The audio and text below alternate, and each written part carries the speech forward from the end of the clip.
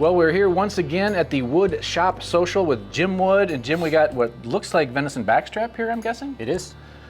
What are we gonna do to that? I know a lot of people just say you shouldn't do anything to it, just a little salt and pepper, but what are you gonna do to it today? Yeah, the jury's still out on that. Yeah? So we're just gonna hit it with salt. Okay. And we're gonna sear it quick in the pan, just cook it to about medium rare.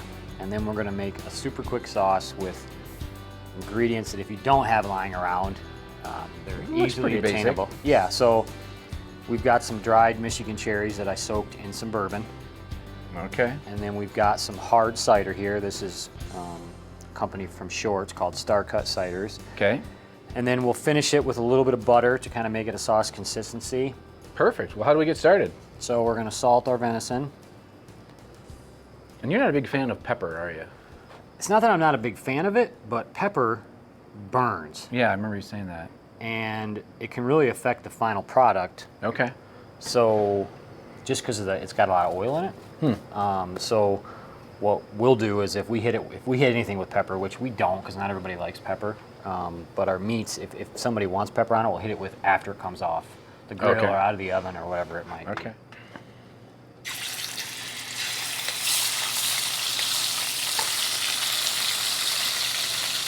Nice. And then we're gonna hit it with a little more salt on that side. And what you want to do is when it first hits the pan, you saw how I moved it around there with the tongs? Yeah. That's so it doesn't stick. After that, you want to just let it do its thing because you want a little bit of brown on the bottom when we deglaze. The French consider that the fond or the foundation of a lot of quick sauce building, pan sauce building. We're just gonna let this do its thing. And you don't have to cook it to medium rare. I don't see why you'd go over that, but that's how we're gonna do it. Okay. So you can see that we're starting to get some moisture on the top. So you can use that as kind of the reasoning behind why you flip, because it's starting to push that out. So that the meat's just kind of telling you, all right, I'm ready to be flipped. Okay. And that means you're trying to cook it at about 2/3 of the way on one side, and you can see on the camera there where it's basically that way, and some of the juices are starting to come out, so we're going to flip it now. Is that kind of medium heat on here? On this, at home, this would be like medium-high heat. Okay. Now, if you've got a really thicker one, you're going to have to lower the heat a little bit. Well, this is kind of a small deer. This must be a fawn that you hit with the car, probably.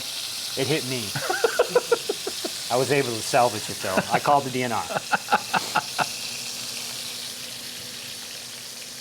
What are we doing now? So now we're going to deglaze with the cherries and the brandy. Woo!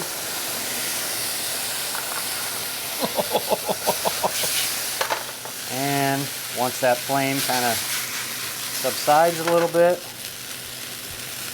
from that bourbon, I think I just got a tan. hard cider, and we're just going to reduce that down. Perfect. This has got all my favorite ingredients. Cherries and bourbon. Cherries, bourbon, venison, and butter. We've reduced this cider down by about, as close as we can get, 90%. Now we're just going to lump a little whole butter into it. Okay. And we're going to let that melt into the sauce. Wow. And what are we calling this dish? We're going to call it venison with hard cider sauce.